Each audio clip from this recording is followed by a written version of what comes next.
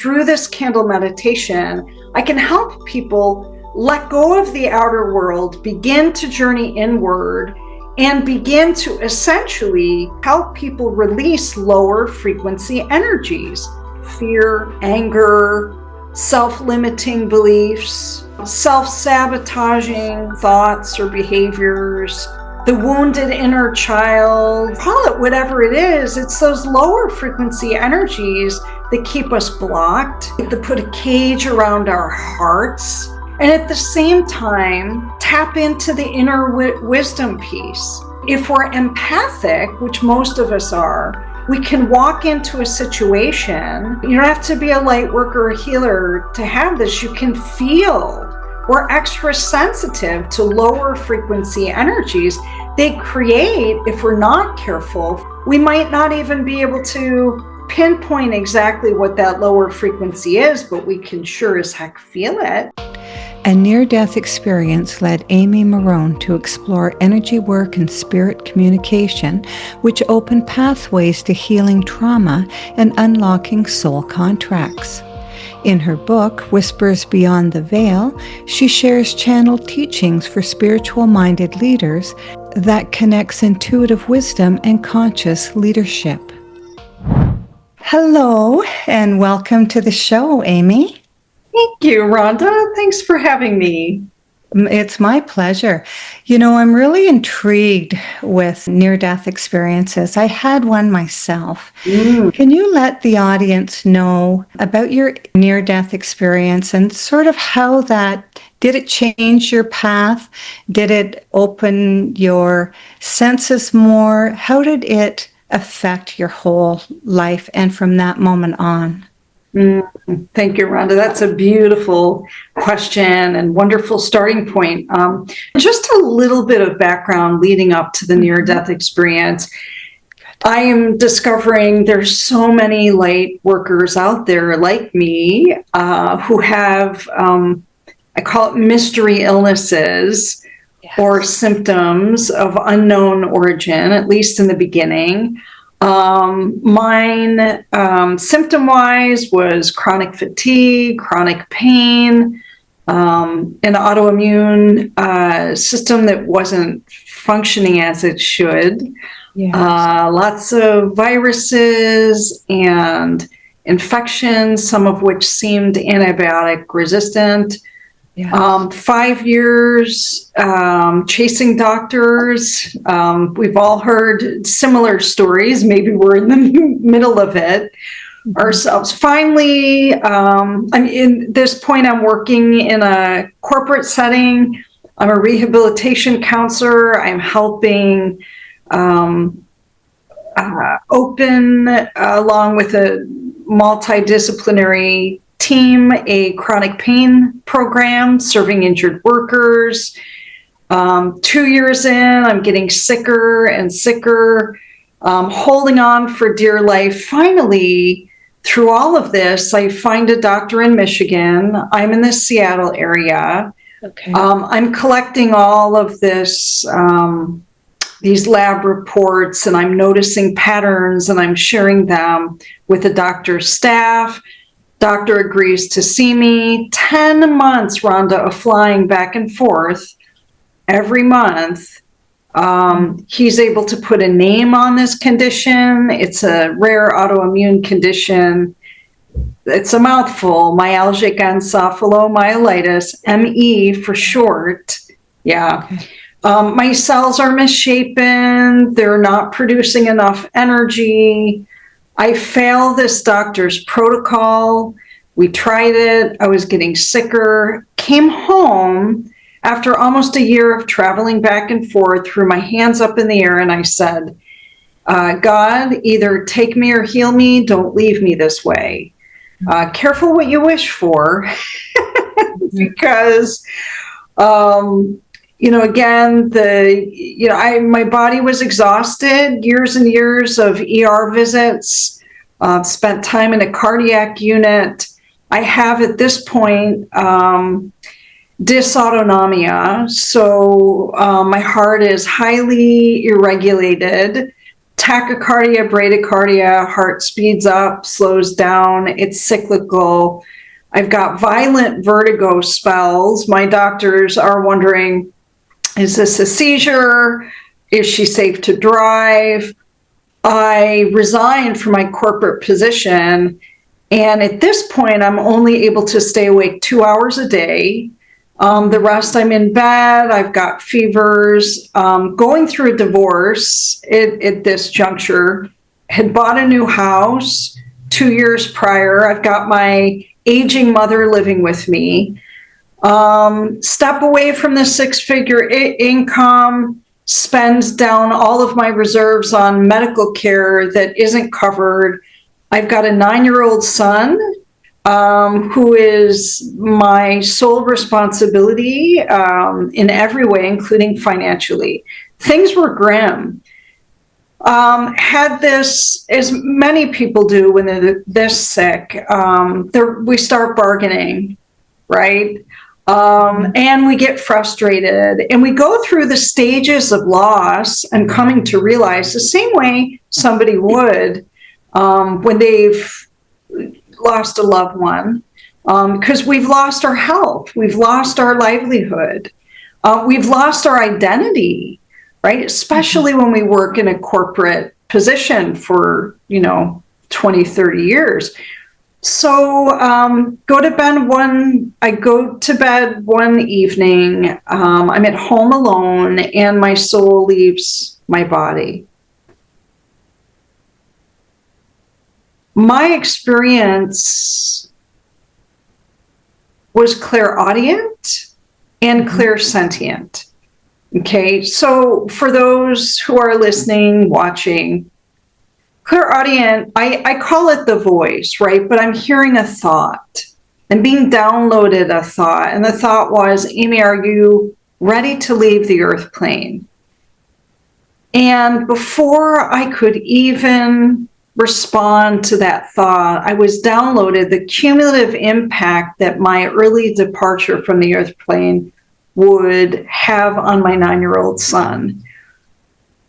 It's an indescribable, I can't even describe it in words, the grief and the fear and the pain, but I could feel the future impact emotionally this would have on my child. And in that moment, I realized I can't let go, right? My physical body is exhausted, but I've got more work to do. And if for no other reason than to raise my son and be a light and a guide and a comfort and just all the things that parents are. And the next thought that was downloaded was, Amy, if we send you back, you will live your life more intentionally. Rhonda, I had no idea what that meant. Mm-hmm. But I knew to the depths of my soul, I didn't want to leave my son. And I didn't want to leave my son with my elderly mom who had, her own health issues. As quickly as the soul left the body, the soul returned to the body. And my journey began to unfold. And I'll share, I'll pause for a moment because usually there's lots of things hosts love to share about their experience and, some past interviews they have done with others on near-death experiences. But it was surreal, it was profound, it was unexpected.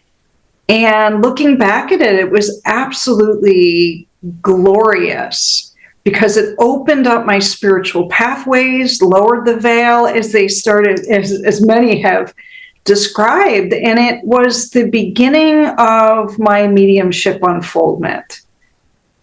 So for people that don't know what the veil is, can you describe what that is? Absolutely. I describe the lowering of the veil is that we have like a front row seat to the unseen world, right? It is all the clairs come alive, clairaudient. We're listening with our spiritual ear to the whispers of the spirit world that come through in lessons and teachings and wisdom.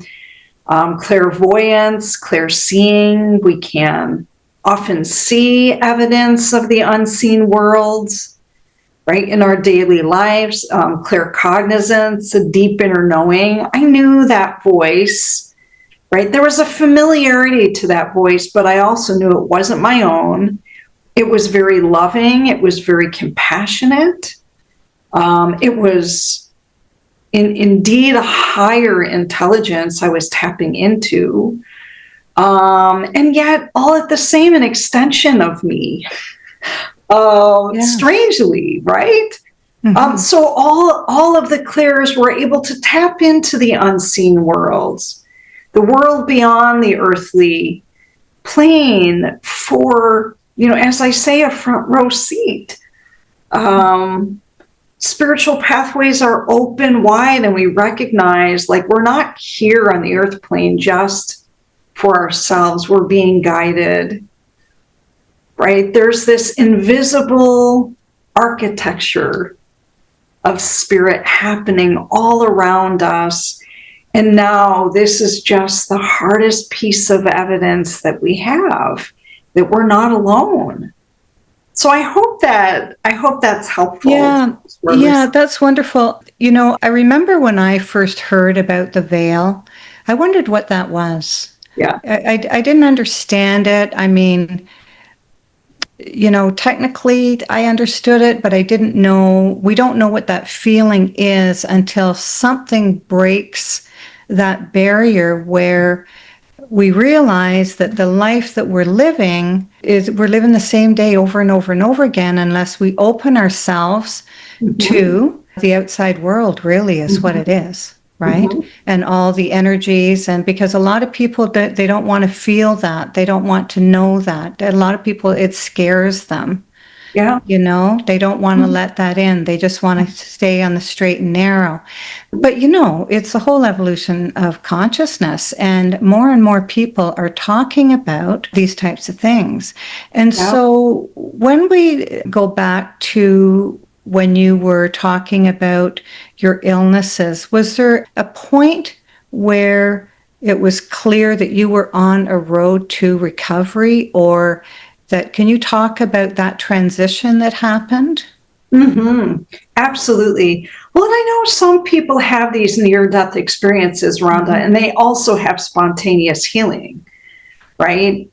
They are, maybe they have a heart attack, and, they flatline, and they're, clinically dead for 7 minutes, and they have these incredible experiences, and right? And the spiritual awakening, or people are on the operating table and they have, a bad reaction to anesthesia, or something unexpected happens in that surgery. And again, they flatline, and their life is saved, and, their health restored in some amazing way. For me, my early beginnings, people have asked me about,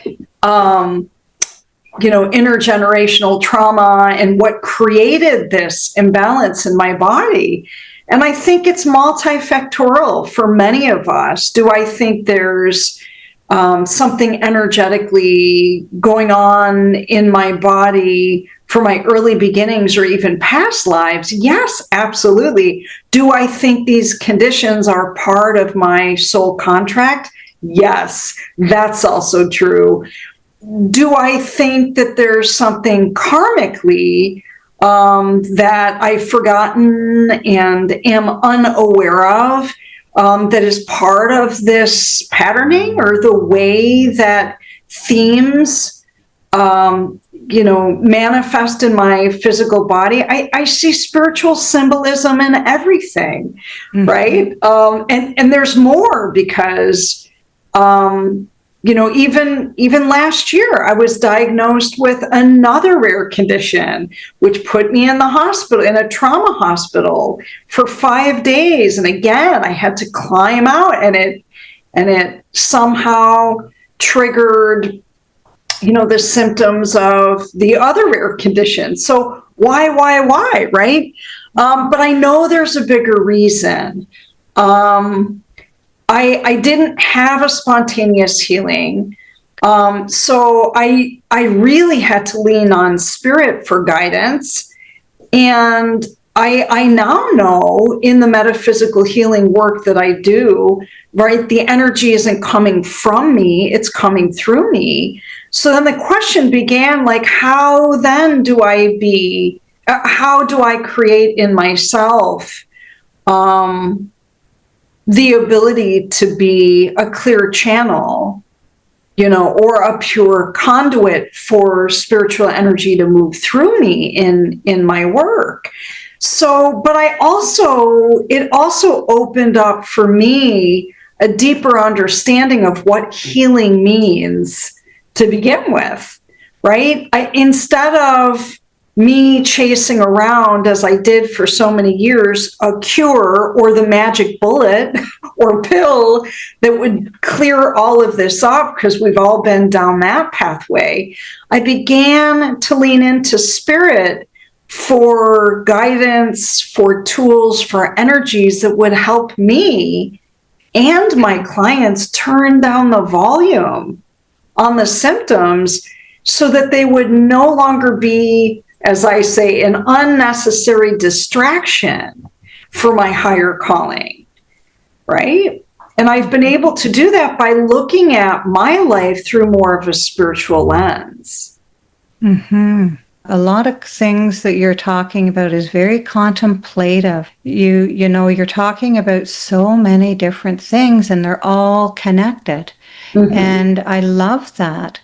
Mm-hmm. So when you began your healing process, when was it that you started realizing that you could help other people? Yeah, that's an amazing question. It's interesting because someone I was talking to recently said, hey, when you had this near-death experience, do you think you had a sort of soul upgrade? Or do you think you experienced what is referred to in the spiritual world as a walk-in?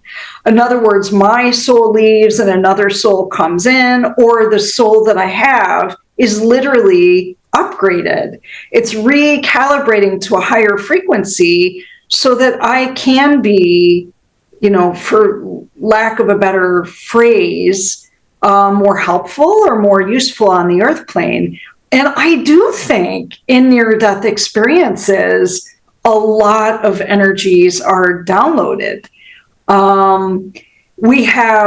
There's a lot, most people return from those experiences having lots of, a whole entire lifetime of aha moments, like, it all makes sense now. So what I will say is the time in which I understood I was being sent back or decided to come back for a higher purpose or higher calling was, within days of having that near-death experience. I was walking down my hallway here in my home and also now my sanctuary, and I get a download, and the download said, Amy, you're going back to school. And I thought that was crazy because, again, this wasn't a spontaneous healing of my physical body, but indeed, I hope to convince our audience this was a spontaneous healing of my soul. I never questioned that voice, but again, I didn't know what that meant. You're going back to school. Because at this point, remember, I can only stay awake about 2 hours a day. This is all the energy my body is willing to produce. And then a few days later, again, another download, you'll go back to school to be a hypnotist. Now, I knew, Rhonda, this voice wasn't coming from me. This wasn't even my higher mind. It was coming through me.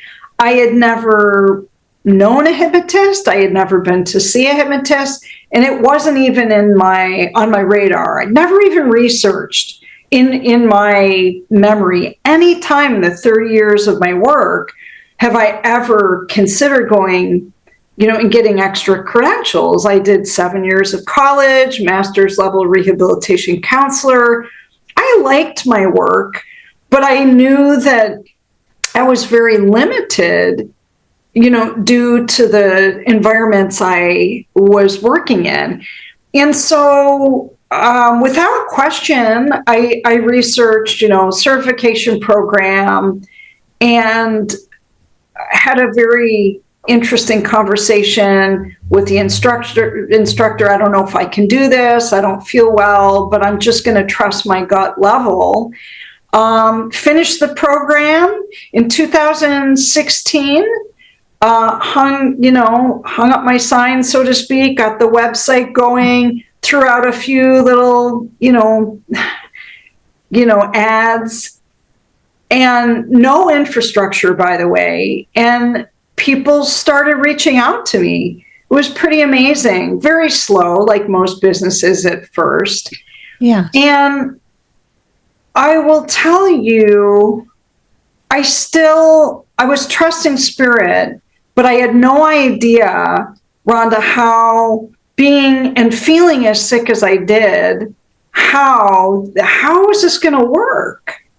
Right? You can understand the mechanics of the work that you do, but boy, it's next level trust when you feel like you're dying most of the time.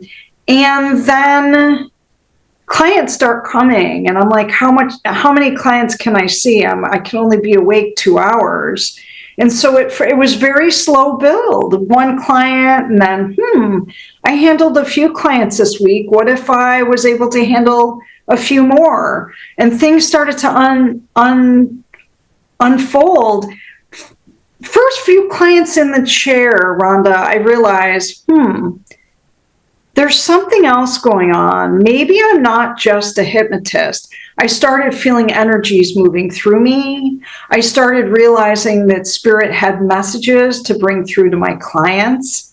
A client would sit in my chair and spirit would say, "Hey, Amy, ask them this," right? And in the first few minutes or within the first half hour of our sessions, I realized I'm channeling.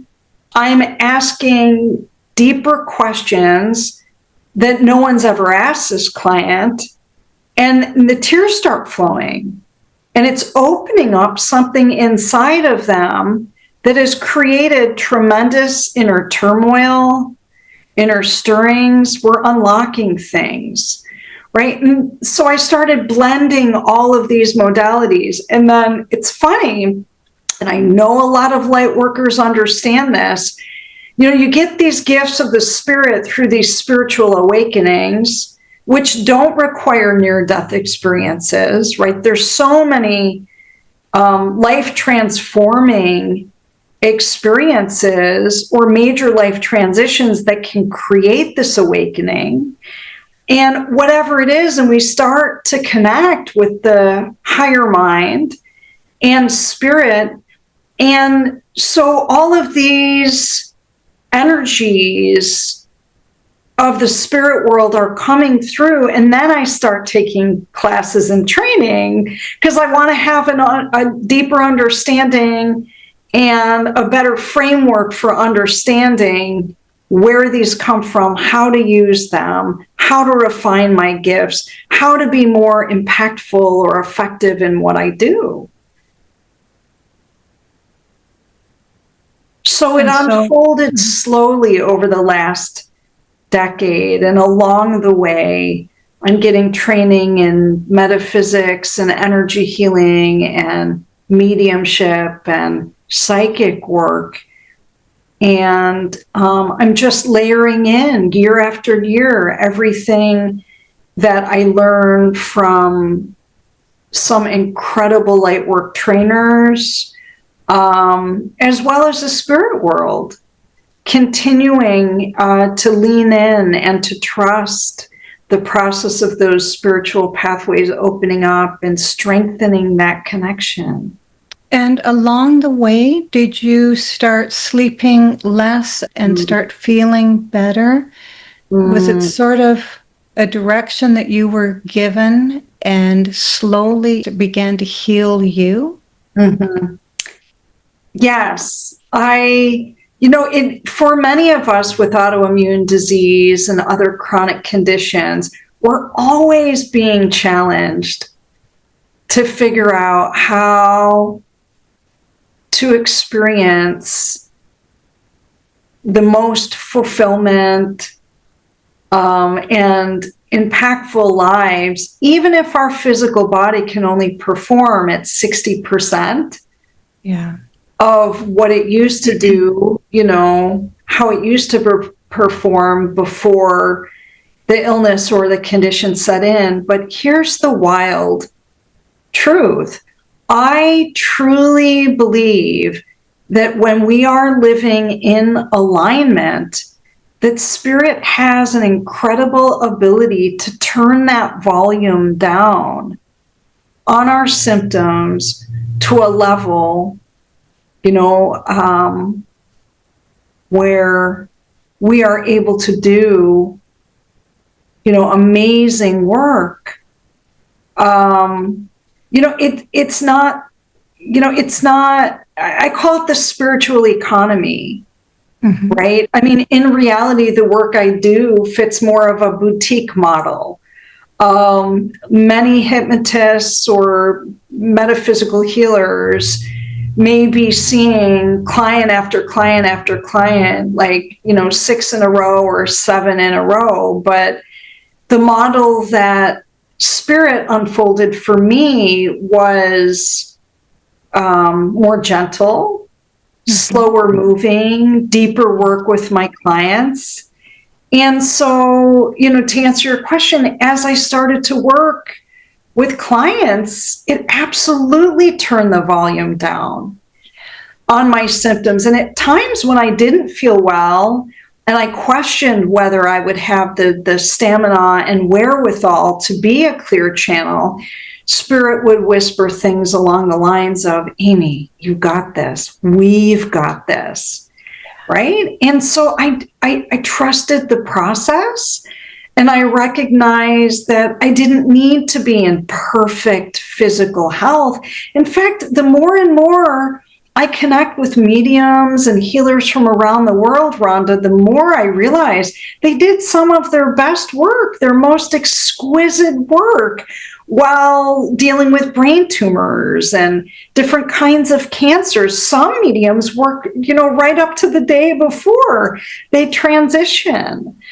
So there's something really powerful and sacred in that path. And I just trust it.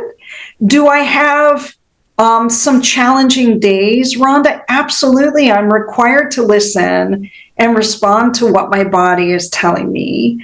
I am required to be just as compassionate with myself as I am with my clients. I require it. There are times or seasons of my life. Now I understand it not to just be autoimmune related, but also a form of recalibration where I'm extra tired. I need extra rest. I need less is more. But I'm ever amazed also at seasons of my life where the work that I do is, very focused and more impactful. And I know that it's spirit moving through me. So, it's just listening to that. This path that we're on isn't, there's constant movement that requires us to be intuitive, intuitive healers toward ourselves as we're sharing some of our gifts with our clients. And you talk about frequency. And I believe, and you can speak on this as well, is that the frequency of the body actually changes in order to allow the soul to connect with you at a deeper level. And so I love that you brought that word in, because a lot of people don't realize that we are a frequency. I mean, from away, I don't know if you saw the globe that they show and all the little dots on it that are flashing on and off, and that's life. And so we have a light, which is a frequency that we emit. And you know yourself, I mean, you've walked into rooms and you can feel what's going on in that room before anybody opens their mouth or says anything to you. I mean, if we pay attention to our body and pay attention to our soul, we have so many gifts to give the world, don't you think? Most definitely. Yes. And, for people with disabilities or chronic conditions, for me, the bigger question is, I ask Spirit not to necessarily completely dissolve my condition. I ask Spirit to help my condition not be a distraction while I'm working on others. And I have a prayer, I clear my space. Again, I'm asking, I always say, let this be a place of light and love, of hope and healing for all who enter this space. Connect with the spirit of, source or God. And I also, in that prayer or that intention, I say, for me, it's God. I say, Father, Mother, God, please remove any lower frequency energies from me and my space and replace it with the frequency of God.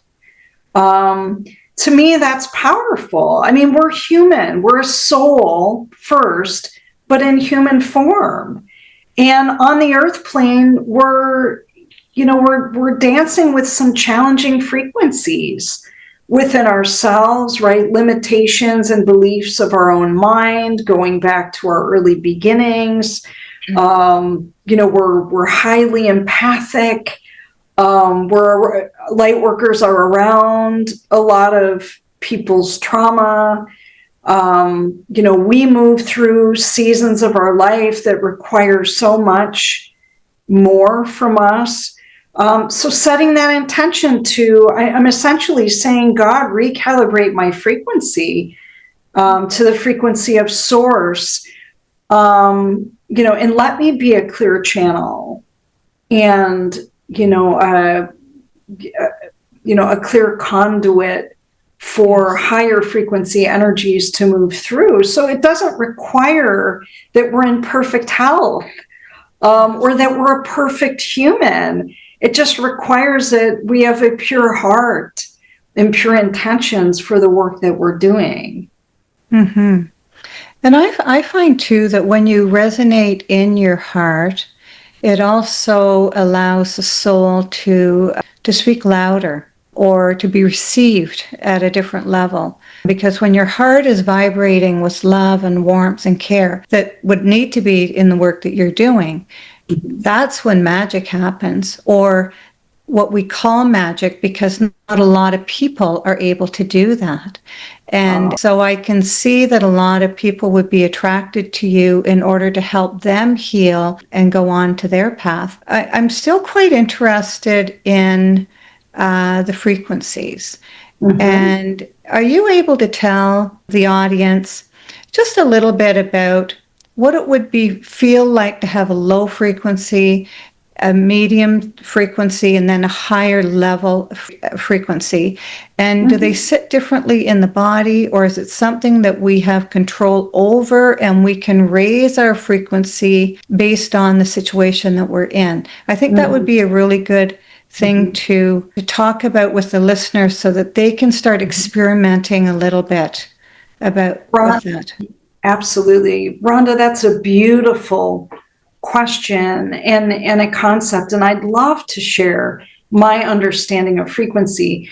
So many years ago when I studied metaphysics, I came across a candle meditation, and it seems so simple, right? This candle meditation, and my classes and my coursework began to teach this and encourage the practice of this candle meditation. And I have and I'll share with you after I show the link to the candle meditation on YouTube, because it's about 18 minutes long. It's a guided meditation. I absolutely love it, because what I wanted to better understand is, what is a tool I can share with my clients and the world that would help deactivate the primitive mind, right? That's the part of the mind that keeps us in fight or flight, that is, in a state of hypervigilance.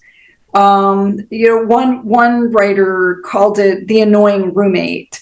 Waiting for the other shoe to drop, is paranoid and worried, doesn't want to, it's the fixed mindset part of us, highly resistant to change. How do I help people deactivate that? And at the same time, even more importantly, how do I help people activate the higher mind? Right? That's the infinitely wise part of all of us, right? I believe the answers lie within.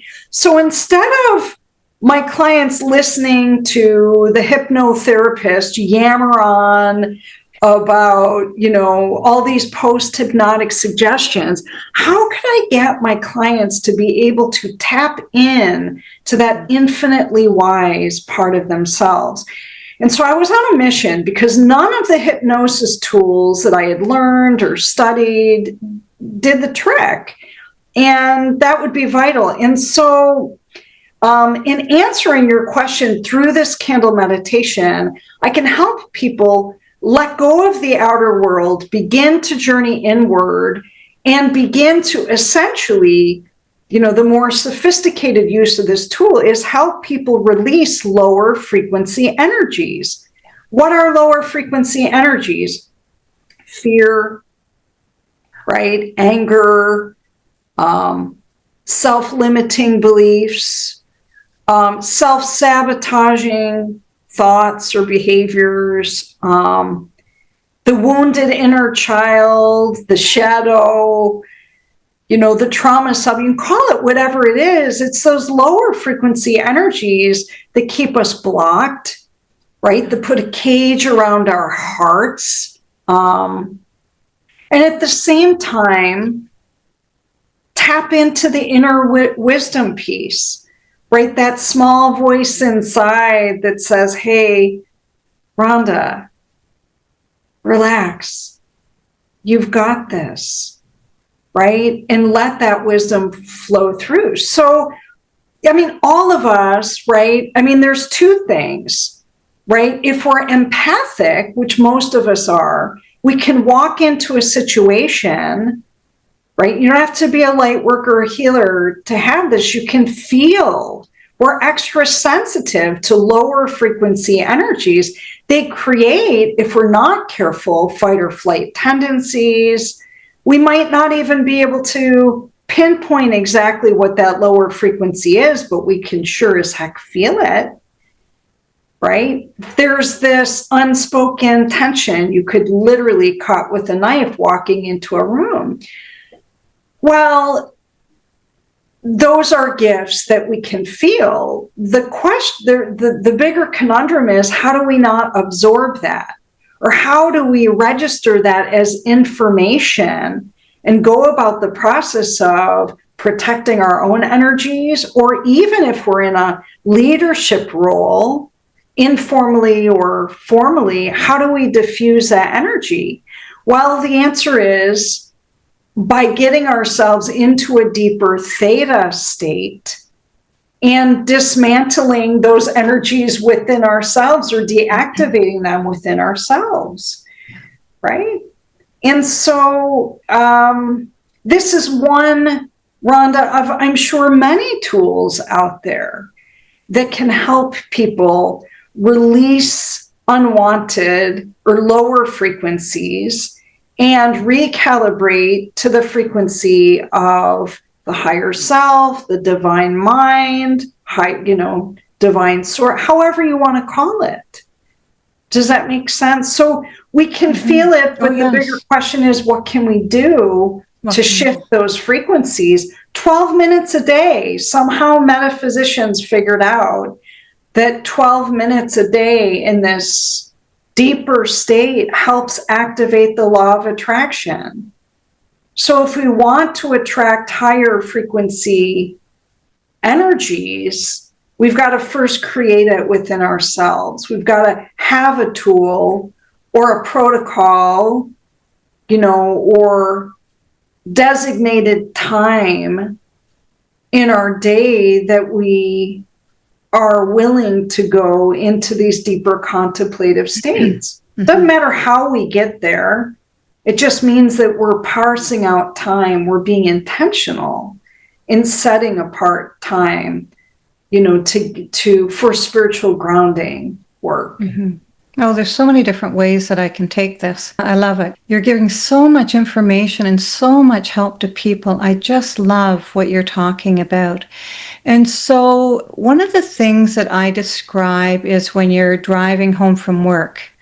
And that's a perfect time to allow the brain to help you with some things that you might want to solve, when you're on the drive home. But then all of a sudden you pull into the driveway and you say, how did I get here? Yeah. Because you go below thought. And so there's those times in the day that we check out. Yeah, and completely. Our body continues to do things that it does, and we stop at the red light when we see it. But sometimes I've actually gotten home and I'm like, holy smokes, did I go through that light? Because I go so deep into thought. And the thing is your body is aware of everything you're doing, regardless if you're present or not. So when you get present, and then you start giving direction, like you're talking about, to your body, to yourself, on how to heal and all of that. I think that's the gem right there, because we miss so much of our life by being half asleep and not being present. Oh, completely. And what you're describing is, every day throughout the day, we go into an organic self-hypnosis, self-hypnotic state, right? When we're reading a good book and we're getting lost in the plot, when we're watching a movie, we're on the edge of the seat, we're feeling everything the characters are feeling.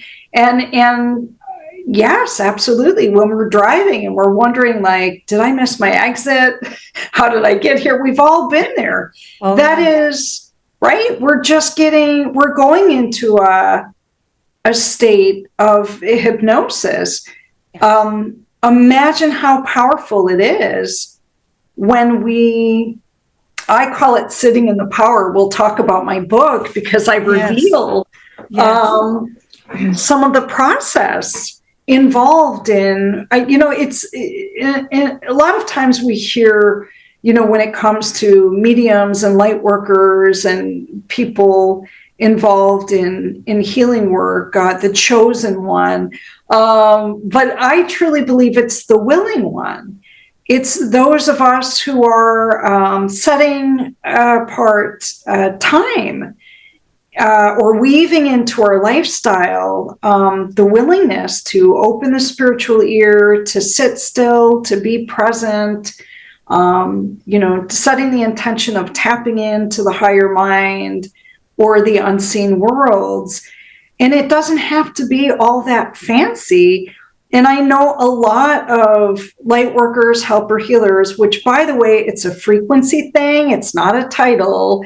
There's plenty of light workers who work in, every field under the sun, not just, traditional healing fields. And they carry a very beautiful frequency. They're wonderful mentors. They're wonderful leaders.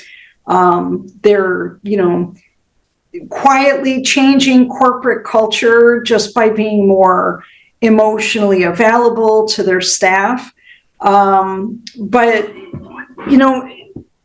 I say the willing ones, those who are, able to parse out time in their day or weave into their lifestyle, this deeper connection. where we're letting go of the minutia of daily life, and we're just sitting, and I call it the listening prayer. Yes. And we simply throw out the question to spirit or higher self, what would you like me to know today? What would you like to bring through? I'm still and I'm present. I'm open.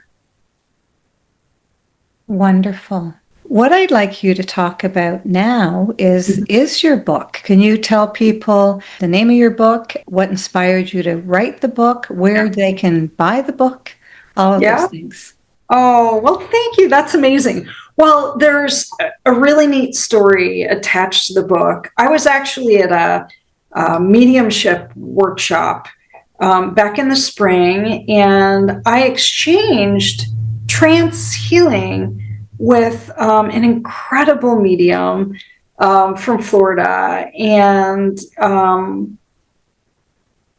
anyway, it was 5 days of the most amazing energies and mediums and training and camaraderie. It was just so beautiful. And didn't think much about, other than that was the most incredible trance healing experience I've ever had from a colleague.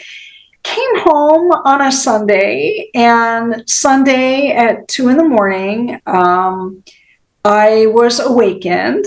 Very interestingly, part of my mediumship unfoldment at the beginning of my journey was knocking, being awakened by knocks, typically between 2 and 4 in the morning.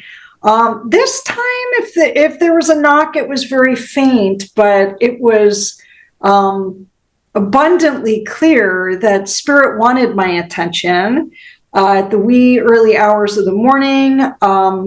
What I typically do when that happens is get up. I have one of two chairs I sit in, and I just simply wait for the download. At this time, I heard female presence.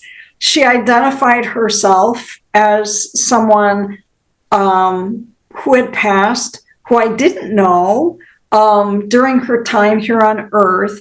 Interestingly, I didn't even know she existed before this conference, but this colleague who did the trance healing had been studying her work for the last 3 years. And this beautiful soul who passed on the other side passed about 1.5 years into my colleague studying with her.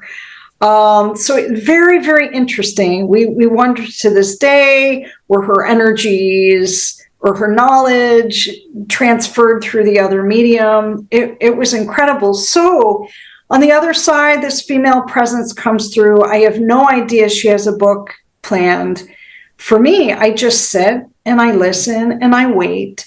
And she begins to download all kinds of amazing things about sitting in the power, connecting with the unseen world, how to connect with the higher mind and the most authentic version of self. She's got some deep soul wisdom about our life path. And about 3 days in a row, this comes through, and I'm like, Amy, you've got to capture this. And so, it each morning began similarly. Although she didn't wake me up in the middle of the night, I usually got to sleep through the night. Each morning I would sit in the power and wait for the download. And then I would sit at my computer thinking, gosh, do I have enough information to capture this on a page? And through the automatic writing process, right, spirit merges with me and literally writes for me. So this went on for about, it was like 6-7 weeks. And I tell you, Rhonda, it was the most amazing experience I've ever had in my mediumship journey. The juxtaposition and the naming of the chapters, the wisdom that came through. The first time I actually read this book, beginning and realized it was a book, and read it through cover to cover and started naming the chapters, I was crying. Yeah. Because it was so nurturing, so maternal, the deep soul wisdom, how she shared with me that we are all mediums, we are all channels. Every single chapter, Rhonda, has journal prompts that are deepeners that help people in their own healing journey, in their own, I'll just say it, in their own mediumship unfoldment. Yeah. Even if they're not working in a profession that's identified as a light worker profession. It's beautiful. So I've realized it's a spiritual curriculum to take it even further now that it's Whispers Beyond the Veil, channeled teachings inspired by the spirit world. This is my, the copy they gave me to review. Also, the spirit guide wanted me to create a companion journal that just has the journal prompts. And the bigger picture in this, Rhonda, was that I thought, my goodness, what if I could help other light workers, again, across multiple fields and disciplines, be able to use the book and bring their own communities together and teach from the book and have spiritual book clubs. So there's even a whole process where people can reach out to me and I can show them how that happens. So anyway, it was, again, the highlight, I would say, of my mediumship work and evidence of, that channel in all of us is consistently strengthening and helping us to create these incredible healing pieces. It's just wonderful. Can you hold the book up again and read the subtitle there? Sure. Whispers Beyond the Veil, channeled teachings inspired by the spirit world. Beautiful. That's wonderful. And then the companion journal, which I feel bad I don't have it with me. It looks similar, but it's called Whispers Within. And all of this, again, is designed to help each one of us connect with our soul and our spiritual being. Yes. And how may they buy the book, Amy? Sure, they can go to Amazon. Yes. They can actually find the book on my website, and it'll say, click here, and it will take you to Amazon. That's the easiest way. If people can't remember the whole name of the book, it's easy, and it's Sensorium Hypnosis.com, SENSORIUM, sensoriumhypnosis.com. They can find it all there. Yes, and also that will be in the show notes as well for people to click on so that they can go directly to your website.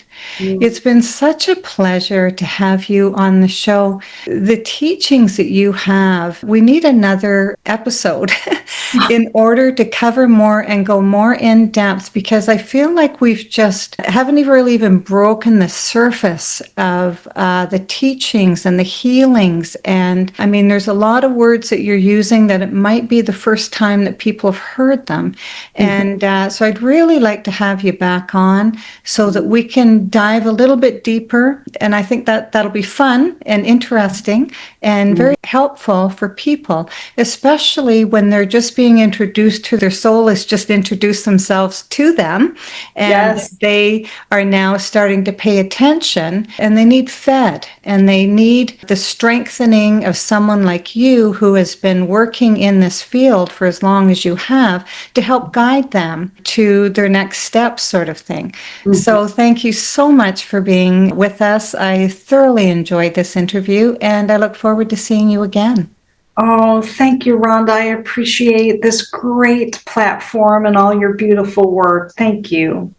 Thank you. Thank you for listening and being part of the journey with Nature of Consciousness, your host, Rhonda Grant. Theme song is composed and performed by John Park Wheeler.